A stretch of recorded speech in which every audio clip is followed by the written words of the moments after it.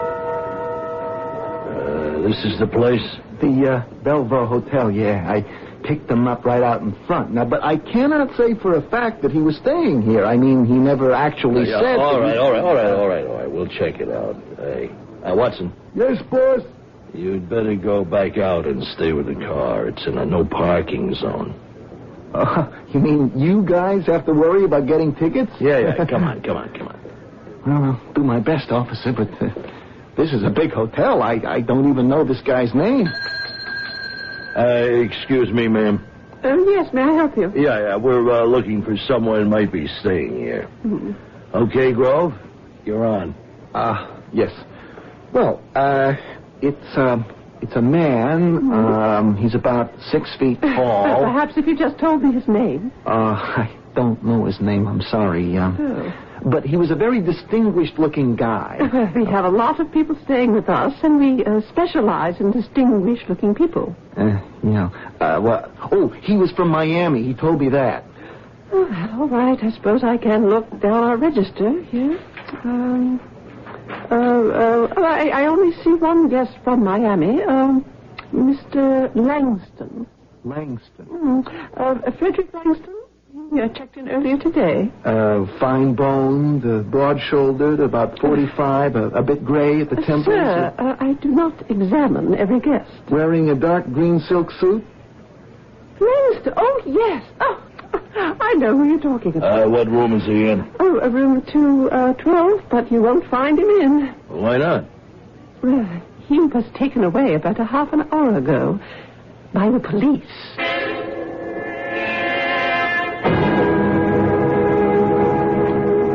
Get in, Grove.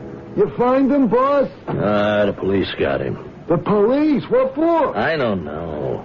Look, can't we just go down to the station and get this all cleared up? You shut up, Grove. Yeah, but if the man we're looking for is already in custody... Forget it, all right? Oh, sure, I'm sorry. I guess you fellas know what you're doing. Yeah. Go on, beat it. Huh? Go on home. Well, I thought I was under arrest. Yeah, we don't need you anymore. Oh, I'm sorry. Hey, maybe I could still help you. How? This Mr. Langston asked me to pick somebody up tomorrow afternoon. Oh. Somebody named Meacham. Does that name mean anything to you? Where are you picking him up, huh? Oh, on 62nd Street between York and 1st at 4 o'clock. And then what? Well, I'm just supposed to take him somewhere, but I don't know where. Langston said Meacham would tell me once he was in the cab. Langston gave me $100, which I guess I should have told you right away. I didn't mean to withhold evidence, but... Will you just forget it? Just keep the money. This gives us a second chance, don't it, Watson? Yeah, if we know where Meacham's going to be tomorrow. No. He wouldn't cooperate with us. We'll let Mr. Grove here pick him up and lead us right to what we're after. Hey, we can't let him go. Remember, he said he called the cops. Shut up. The cops will have been to his house by now. His wife will have figured out what's going on. What is going on? Just relax, Grove. Hey, you guys aren't cops at all, are you? Who are you? How did you know that I was the cab driver who drove that man up to Clarkson Street? How do you think? You must have been there. You got my cab number, and then got my name and address from the dispatcher. You were inside that house. You're the guys Mr. Langston ran out to get away from, but then you must be the guys that murdered that man. That's right, Mr. Grove. What are you gonna do with me? We're gonna let you go. Hey, Stu! Shut up, Watson. Mr. Grove here isn't going to go to the police. Are you, Mr. Grove?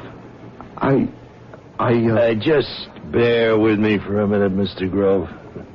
I'm going to paint a picture for you. Now, Watson and I are what you might call agents. We work for what you might call a corporation. You mean organized crime? A corporation, Mr. Grove. All right?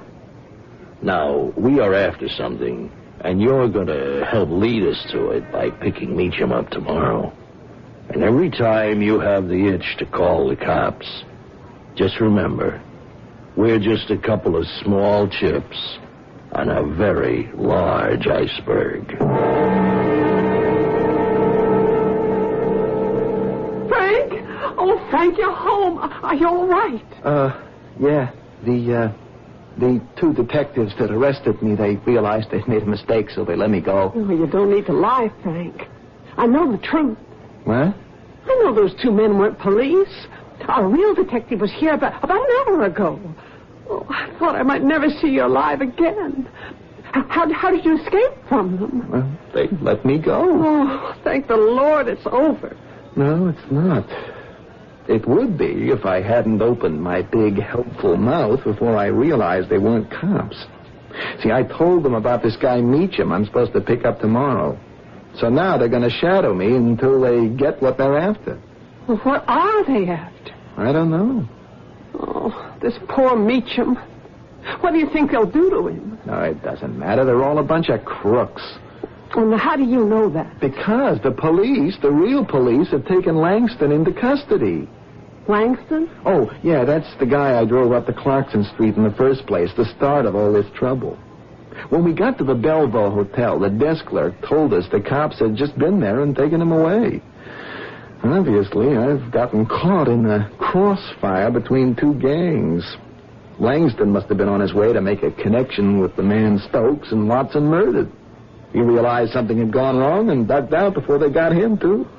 Frank, I'm scared. Are you going to call the police again? No. No, I have had it being good citizen Frank. I'm going to pick up Meacham, take him wherever he wants to go, let him out, and get away as fast as I can. And let the lot of them fight it out over whatever it is they're after.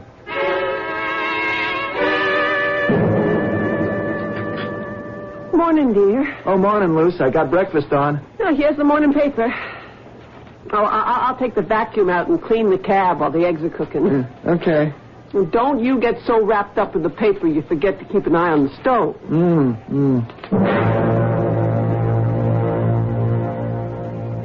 Frank? Frank! Huh?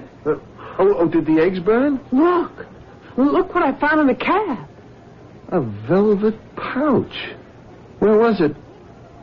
Stuffed down behind the back seat. One of my customers must have dropped it. Oh, look what's inside. Oh. Diamonds? Diamonds. There must be dozens of them here. Look at the size. Honey, these must be worth a fortune.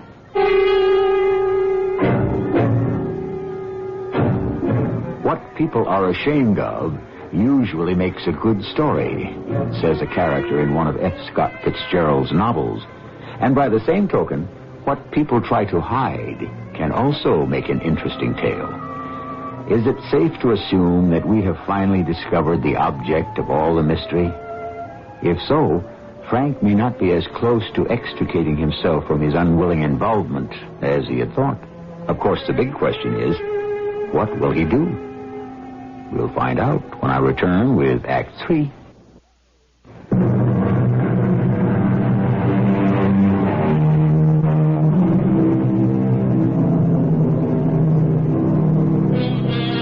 How we respond to things is a fairly accurate yardstick for measuring who we are.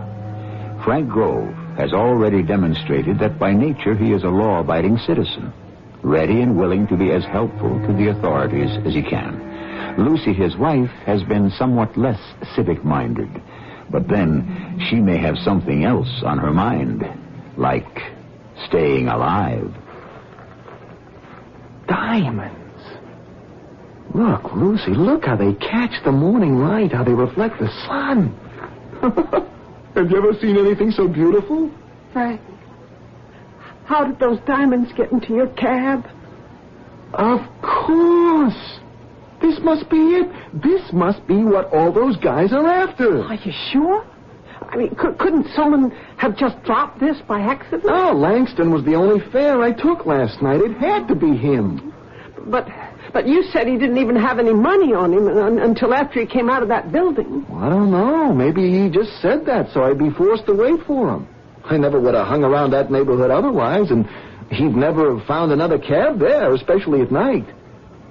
So, these are what he was taking up there to deliver to that man who was murdered. Then they must have slipped out of his pocket while you were driving him back to his hotel. Oh, and now he's been arrested. You know something? I don't think he dropped them, Lucy. Why not? Well, this pouch is too bulky to have slipped down behind the seat by itself. You mean you think he left them in your cab on purpose? Yeah. And I think that's why I'm picking up this fellow Meacham this afternoon, so he can retrieve them. Langston must have suspected the police were onto him. That must be it. It had nothing to do with where I was supposed to take Meacham at all. The only thing that counted was that it was my cab he got into. And that's why it was worth $200 to him. Well, what are we going to do? Well, I don't know. Maybe we should call the police again. Well, you can't. Not now. Not if Meacham knows you have these. I mean, you have to deliver them. But it's stolen property, Lucy. It doesn't belong to them. Well, we don't know that. Not for certain. Well, it has to be. I mean, why else was Langston acting so furtively? Why else would the police arrest him? I don't think I have any choice. Well, think what Meacham will do if he doesn't find them. Honey, we have got to do what's right. One man has already been killed, Frank. Look, let him pick up the diamonds and let us get out of this nightmare. But what if that isn't the end of it? I mean, how do I know I'll be safe after Meacham has the diamonds? What if he has orders to kill me anyway? Why? Well, what's the phrase they always use in the movies? I know too much. I can identify Langston. I can identify Meacham.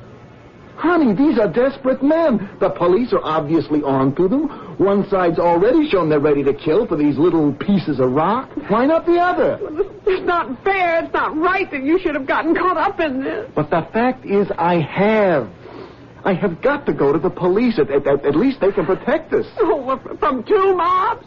How? Now, how are they going to protect us? I don't know. One side knows I have the diamonds, is expecting me to deliver them. The other side doesn't know I have them, but is watching every move I make. Oh, maybe you're right. The least of all the evils is to put them back behind the seat where you found them, let Meacham pick them up, and just hope I'll be safe. I just hate the idea of helping that scum. I know you do, dear, but it's not your fault. I mean, you can't help it. Well, that doesn't matter. It's still breaking the law. Look, you were ready to do it last night. I'll just pick Meacham up and take him wherever he wants to go, now you said. It was easier when I didn't know exactly what it was I'd be doing. Well, at least we got $100 out of it. Oh. No. What? The eggs. They're burnt. I'm not hungry. Breakfast is ruined. Who cares? I do. Oh, Frank. Frank, I'm so frightened. Hey, Lucy. Now, I'll be okay. Hey.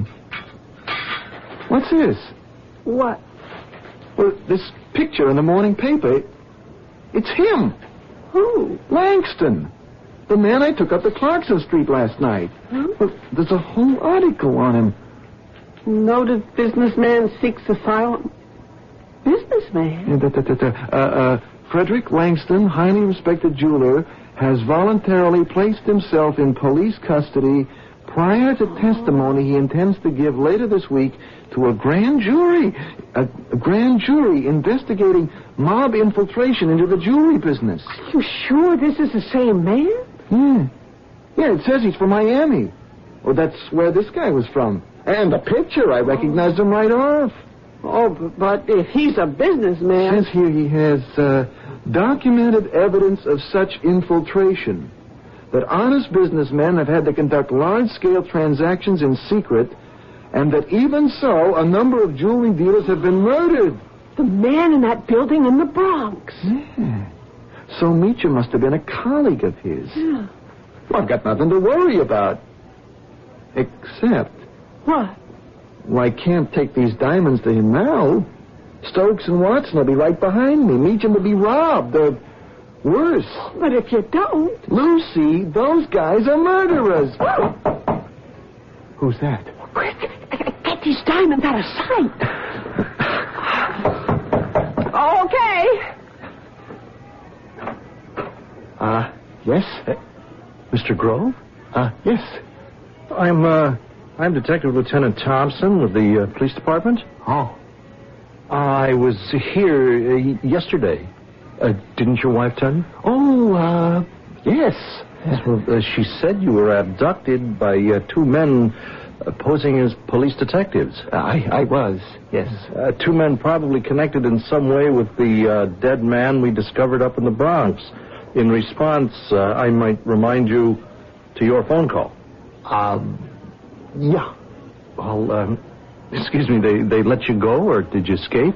They, let me go. You all right? Yes, thank you. Well, why didn't you call us? Oh, I'm sorry. I only just got home. See, well, I came by to speak to your wife to see if she'd had any word from you. You may have seen it in the morning paper that a Mr. Langston has sought police protection. Yes.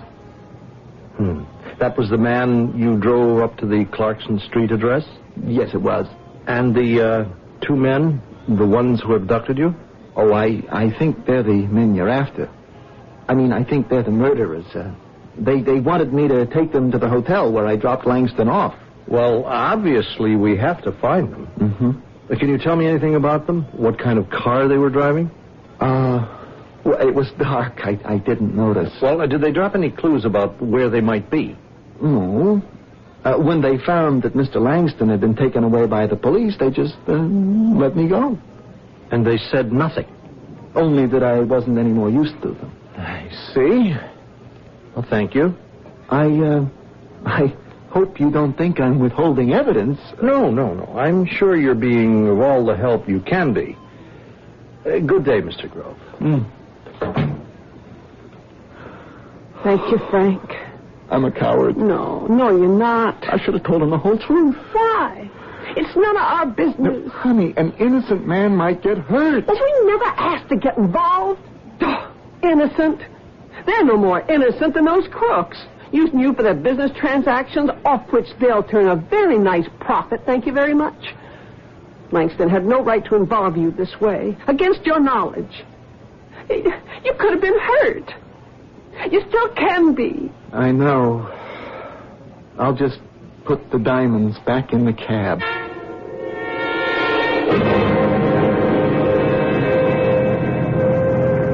Taxi! Are you Mr. Meacham? Yes. May I get in? Sure. Well, you're right on time, thanks. Your friend last night said I was supposed to take you somewhere. Yes. Just start driving, if you would, please. I'll give you directions in a moment. Suppose you're wondering what this is all about. Well, Mr. Langston said I wasn't supposed to ask any questions. How did you know his name? What? Has something gone wrong?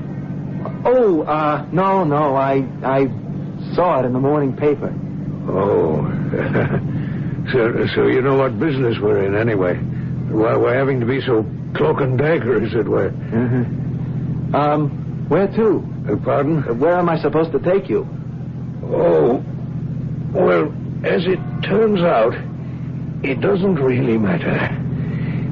Right around this corner here will be fine. Well, are you sure we're off the main avenue here? Isn't that all right? Well, sure. It's just that there's not very many people on these side streets. No, but I don't see what difference that makes. I believe the price you agreed upon with my colleague was $200. Was it more? Oh, no. 200. Of which you've already been paid 100. Is that right? Yeah. Well, then, here's the other 100, Mr. Grove. How did you know my name? Well, that's what it says on your taxi license there on the dashboard. Oh, yeah. Look here, are you sure everything's all right? Yeah, sure. All right, here's your money. It's been a pleasure doing business with you. Wait. Huh? Don't get out. Shut the door. What's the matter? We're being followed. By whom? The two men who murdered that guy last night up on Clarkson Street. The one Mr. Langston was supposed to meet. That was Mr. Glover, my partner. Look here, are you sure we're being followed? How do you know? Now, it's too long to try and explain now, but I know what's going on, Mr. Meacham. My wife discovered the diamonds, the ones you just picked up. Do you know which car it is that's following us? The white sedan behind us on the corner. Oh, what can we do? If I get out of this cab now, I'm a dead man. They threatened me if I tried to double-cross them. That's why I had to pick you up. I'm sorry, Mr. Grove. The problem was ours. We never should have gotten you involved. Now, listen. I can put a call in to our dispatcher from the cab here and have him notify the police. No. You've taken enough risks already. Besides, it's too late. Look, they're getting out of their car and they're coming toward us. Is there anything we can do? Nothing. This is a dead-end street. Good. I'll give them the diamonds, Mr. Grove. Hope that'll satisfy them. Grove? What's going on here? You two having some kind of powwow? No. Is this Meacham? Please, I know what it is you're after. If I give them to you, will you let us go? Well, of course. Well, then, here they are. And if they're cut properly, there should be $250,000 worth of diamonds there. Hey, thanks. Well, that was easy. Hey, Watson? Eh? Do you have the silencer on your gun? You said you wouldn't harm us. Did I? Well, I'm sorry, I don't remember. Watson? Hey, what's that? Cops coming down the street. Quick, get back to the car. They cut us off. We're trapped. Sergeant, drop the gun. Hold it right there, the both of you.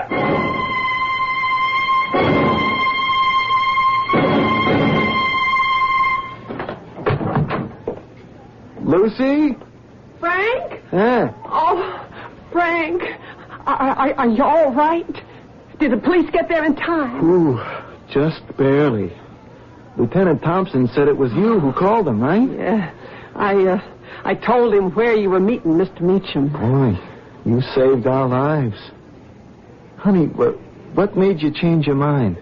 Oh, well, after you left, I read the newspaper article on Mr. Langston again. And I thought, if he's not afraid to testify against those mobsters, then we shouldn't be afraid either.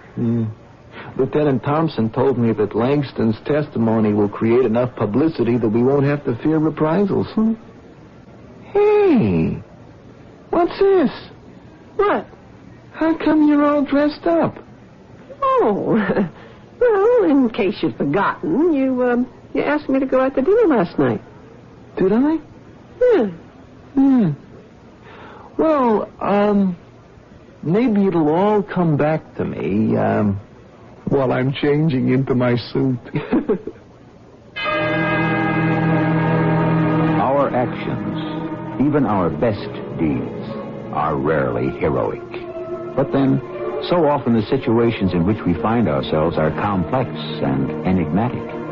The lines between right and wrong are clouded and uncertain, except in retrospect. Perhaps the one general statement we can make about ethics is that a good person is one who will stumble more often into the right than the wrong. I shall return in a moment with a final word.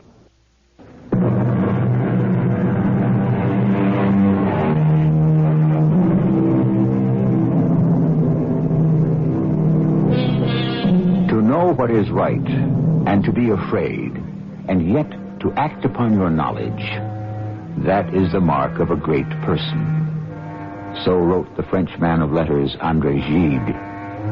It is interesting to realize that as Frank and Lucy Grove struggled with the dilemma that confronted them, not once did either suggest they simply take the diamonds for themselves. How many of you can say that thought never crossed your mind either? Our cast included Russell Horton, Ann Williams, Court Benson, and Earl Hammond. The entire production was under the direction of Hyman Brown. And now, a preview of our next tale. There is no doubt. This is a Lucifer man. Lucifer? You mean the devil, Satan? It was not always so that Lucifer meant evil. In ancient Latin, Lucifer meant bringer of light. The Morning Star. But this animal is groveling under the floor here. You're not saying he's a saintly man. He is a slave of Satan. See the way he looks at me. It knows I am its master. This creature is centuries old. Get up, demon soul. Stand up on your two rear legs. I shall will you not answer me. Yes. Speak now of a later time in your existence. What are you? Mrs. E.G. Marshall inviting you to return to our Mystery Theater for another adventure in the macabre. Until next time, pleasant dreams.